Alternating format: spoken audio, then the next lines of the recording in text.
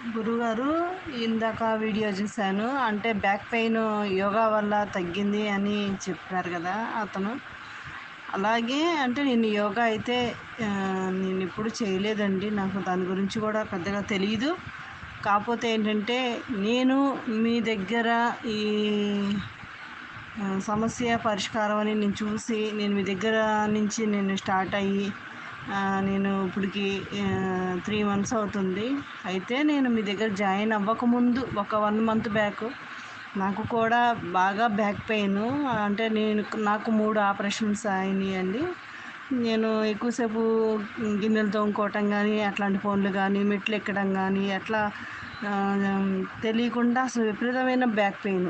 కూర్చుంటే అంటే నాకు తెలిసిన వాడుక భాషలో చెప్తున్నానండి. కింద శాంతం ఆహ్, మూలాధార చక్రం దగ్గర ఉన్న పూస గుచ్చుకునేదండి. నేను కూర్చుంటుంటే నాకు పెయిన్‌గా అనిపిచ్చేది. అన్‌కంఫర్టబుల్‌గా. పడుకున్నా కూడా సేమ్ అదే పెయిన్. కానీ నేను హాస్పిటల్‌కెళ్ళి చూపించుకున్నానండి.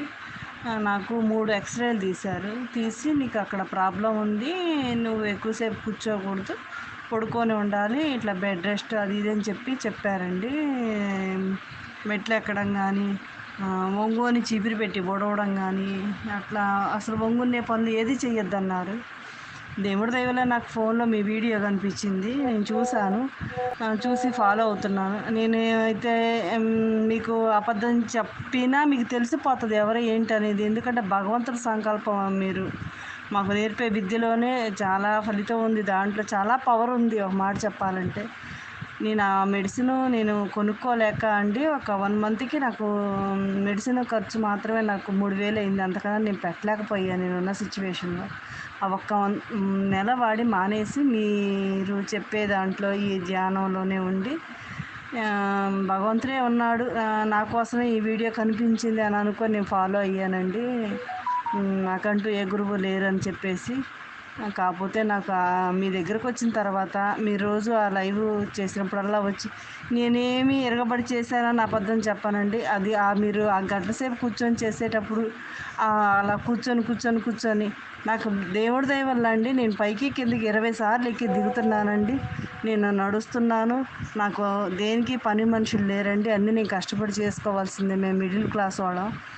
భగవంతుడి దయ వల్ల నాకైతే అంత సివియర్ పెయిన్ అయితే తగ్గింది. నాకు గంట సేపు కాదు 2 గంటలు, 3 గంటలు కూర్చున్నా నాకు ఆ మూలాధార చక్రం దగ్గర పూస కూడా నొప్పి అనేది లేదండి.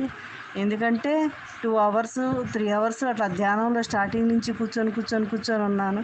ఆ ధ్యానం వల్ల, మీ మాటల వల్ల, ఆ ఓంకారం వల్ల నాకైతే చాలా వరకు రిలీఫ్ వచ్చిందండి. అంత పెయిన్ లేదు. మెడిసిన్ వాడాల్సినంత అవసరం కూడా లేదు.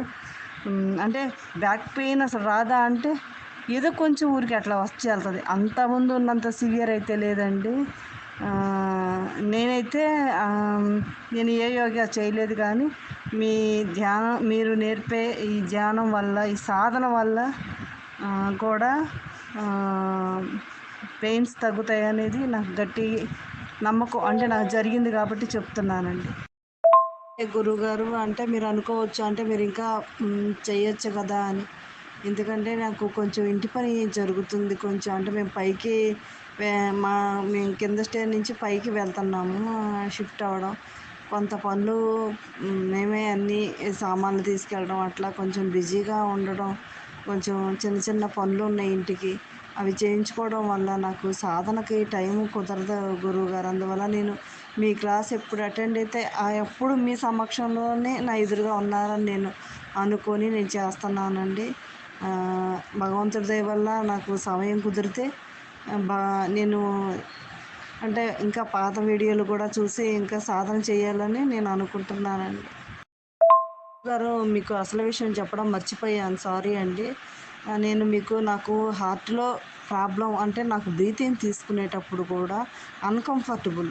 నేను చాలా ప్రాబ్లమ్ ఫేస్ చేశానండి. గట్టిగా ఏడవటానికి ఏడుస్తున్నా నాకు సహకరించదు. నాకు గొంతు దగ్గర నుంచి అట్లా. నాకు ఆల్రెడీ హెల్త్ ప్రాబ్లమ్ షుగర్ ఒకటి వచ్చింది. థైరాయిడ్ ఉంది. బీపీ ఉంది.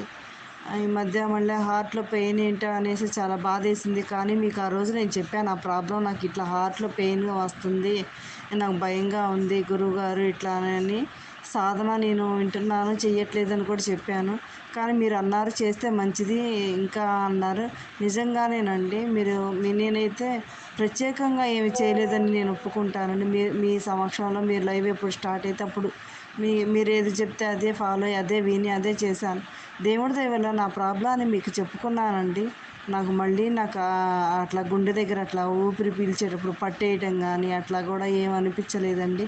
మరి మీ ప్రార్థనల వల్ల కానియండి, మీ భగవంతుడి సంకల్పం మీ మీ బాబాజీ గారి దయ వల్ల కానియండి, మీ దయ కానియండి, మీ ధ్యానం వల్లనే తగ్గిందని నేను అంటానండి.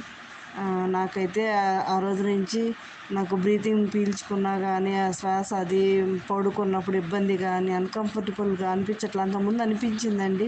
నాకు లోపల ఏదో అయిపోయింది. నాకు హార్ట్ ప్రాబ్లమ్ వచ్చింది. నేను స్కానింగ్‌లు, ఎంఆర్ఐ స్కానింగ్ అయ్యి తీయించుకోవాలా, ఎళ్ళాలి అని ఎక్కువ అనిపించేది. ఇప్పుడు నాకు అట్లా అనిపించట్లేదండి. మీరు ప్రేయర్‌లో పెట్టి మరి మీరు నాకు ఆరోగ్యం బాగోలేదని చెప్పాను కదా! మీరు మీరిచ్చే స రాత్రిపూట ఇస్తారు కదండీ బ్లెస్సింగ్స్. ఆ బ్లెస్సింగ్స్ వల్ల తగ్గిందని అనుకుంటున్నానండి. థ్యాంక్స్